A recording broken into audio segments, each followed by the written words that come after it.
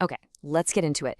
We always hear about the economy like it's this giant, unknowable force. But really, when you break it down, it's just a bunch of smaller parts that are actually pretty easy to understand. So today, we're going to unpack the basic architecture of it all, from the biggest categories right down to how a single business is set up. So let me ask you this. What do a farm, a factory, and an app all have in common? I know, it sounds like the beginning of a bad joke, right? You've got someone harvesting crops, someone on an assembly line, and a coder building an app. They seem like they're from completely different worlds. But the answer to this is actually the key to understanding our whole economic system. And there it is. They're all pieces of the same giant puzzle. So we're going to go on a little journey here from the 30,000-foot view down to the ground level. We'll start with what businesses actually do, and then we're going to zoom all the way in to see who actually owns them. Right. First things first, let's look at the big picture. The three main engines or sectors that power every single economy. This is all about what businesses are actually making or doing. First up, you've got the primary sector. This is the foundation of, well, everything. This is where we get stuff directly from the earth. We're talking about farming, mining for minerals, fishing in the ocean. It's the most basic, fundamental economic activity there is. So what happens to all those raw materials? Well, they get passed on to the secondary sector. This is the making things part of the economy. Think about a factory turning raw cotton into a t-shirt or using steel to build a skyscraper. This is all about manufacturing and construction. And finally, we get to the tertiary sector. You'll often hear this called the service economy. Now, these businesses don't make physical stuff. Instead, they provide services. So the person who sells you your morning coffee, your bank, your doctor, even the app you're scrolling through, that's all part of this huge and, in a lot of countries, absolutely dominant sector. And this is where it gets really cool, because you can see how this plays out in the real world. Take a look at Ghana's economy. The primary sector, farming and mining, makes up more than a third of everything. This is a pretty classic setup for an emerging economy, where raw materials are still king. Now, let's flip over and look at the United Kingdom. Wow. I mean, what a difference, right? The primary sector here is barely a blip, just over 1%. This economy is just overwhelmingly dominated by services. We're talking over 80%. This is the classic picture of a developed post-industrial economy, built on things like finance and tech.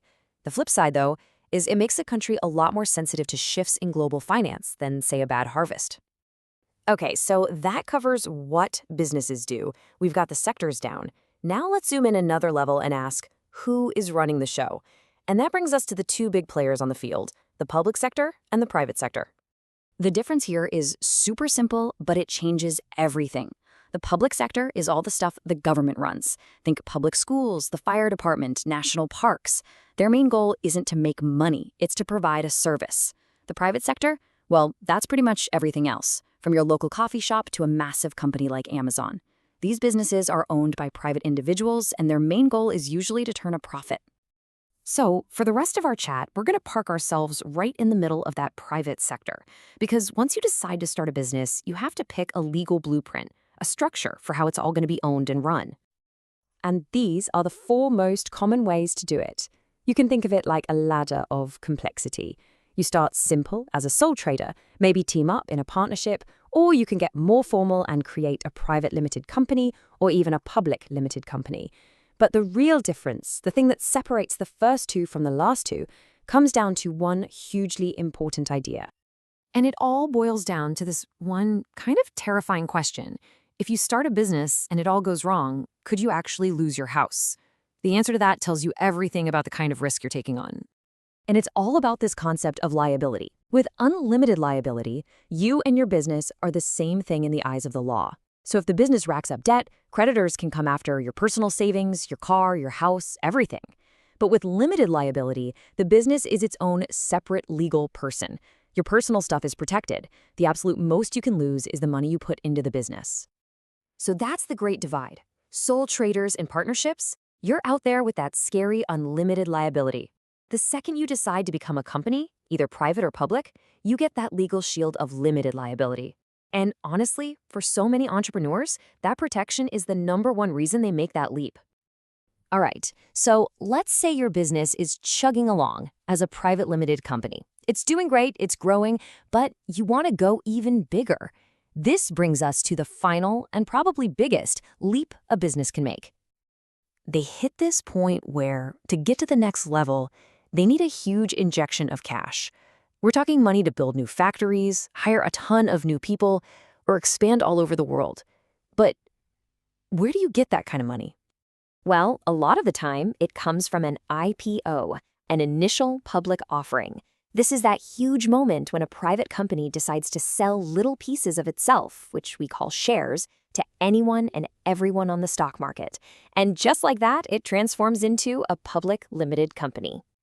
We see this happen all the time. A perfect recent example is Reddit. For years, they were a private company. Then, in March 2024, they had their IPO. They sold shares to the public to get the cash they needed to grow. And bam, they became a publicly traded company.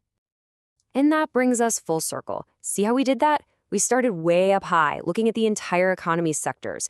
Then we zoomed into the public versus private players. And then we went all the way down into the nitty-gritty legal structure of a single company deciding to go public. It really is all connected. At the end of the day, what this all shows us is that every single one of these structures is a trade-off. If you're a sole trader, you have all the control, but you also have all the personal risk. If you go public, you can get tons of money to grow, but now you have to answer to thousands of shareholders. So it makes you wonder, for the next big, world-changing idea, what's the bigger risk? The market itself? Or just picking the wrong blueprint to manage your own ambition?